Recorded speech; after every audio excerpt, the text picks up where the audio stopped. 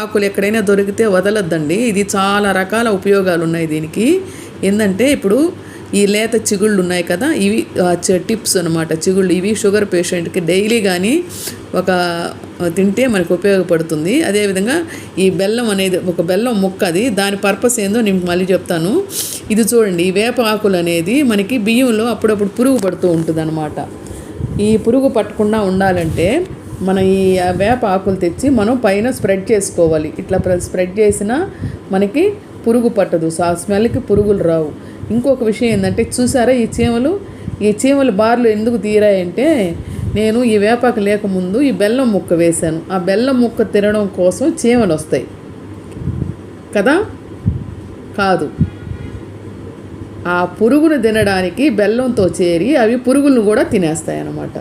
So బెల్లం వల్ల చీమలు వచ్చి ఆటోమేటిక్గా పురుగులను కూడా తినేస్తాయి. ఈ 2 టిప్స్ ఫాలో అవ్వండి, మీకు బియ్యంలో పురుగు పట్టకుండా మీకు ఫ్రెష్గా ఉంటుంది. కొంతమంది కల్లుప్పు వాడతారు, కొంతమంది ఎండుమిర్చి వాడతారు. వేపాకు ఉంటే ఇంకా మంచిది. చూసారు కదా, అది డ్రై అయిన తర్వాత మన ప్లాంట్స్ కూడా వేసుకోవచ్చు.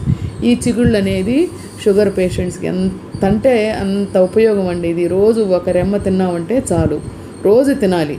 ఇంకా అంతేకాదు, ఈ ముదురాకు ఉంటుంది కదా, మనకి స్కిన్ అలర్జీ ఉంటుంది, దురద ఉంటుంది, ఈ కాడలు ఉంటాయి. చూసారు కదా, ఈ కాడలు ఏంటంటే ఈ బాగా ఉడకపెట్టి మనము కొంచెం ఆకులు కాడలు బాగా ఉడకపెట్టి స్నానం కూడా చేసుకోవచ్చు.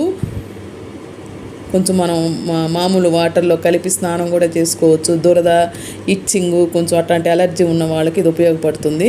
కొంచెం పసుపు కూడా వేస్తే మంచిది. పాత రోజుల్లో అమ్మవారు వచ్చినప్పుడు ఇట్లా వేపాకు నూరి ఆ ముద్దనంతా ఒంటికంతా పూసి మనకి స్నానం చేయించేవాళ్ళు. అదే పద్ధతిలో ఇప్పుడు కూడా మనం అప్పుడప్పుడు ఈ దురద, ఇచ్చింగు ఇట్లా మంట రాకుండా ఉండడం కోసం ఈ విధంగా పసుపు, వేపాకు నీళ్లు కాచి మనం నీళ్ళల్లో కలుపుకొని స్నానం చేసినట్లయితే మనకి ఆ ఇచ్చింగ్ అనేది రాకుండా ఉంటుందండి.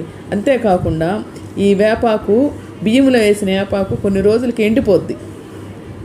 దాన్ని మనం పొడి చేసి ప్లాంట్కి వేసుకోవచ్చు.